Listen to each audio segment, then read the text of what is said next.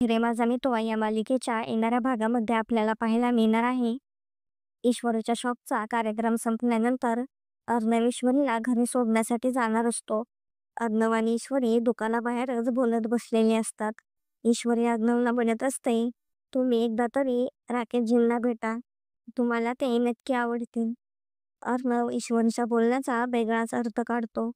अर्णव म्हणत असतो, तुम्हालाही देखील म्हणजे तुलाही ते आवडतात का? ईश्वरी म्हणते, हो. ईश्वरी खूप आनंदात असते. अर्णवला कळत नसते नक्की ईश्वरीच्या मनामध्ये काय चालू आहे ते. अर्णव ईश्वरीच्या घरी सामानाच्या पिशव्या घेऊन आलेला असतो.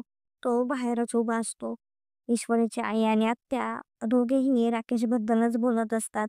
आत्या म्हणत असते, मला खात्री आहे राकेशच्या मनात ईश्वरीबद्दल काहीतरी आहे. अर्णव हे सगळं बोलणं बाहेर उभं राहूनच ऐकत असतो. ईश्वरीची आई म्हणत असते, मीही ईश्वरीच्या बाबांशी बोलणार आहे, कारण ते देखील ईश्वरीशी ह्याविषयी बोलणार होते.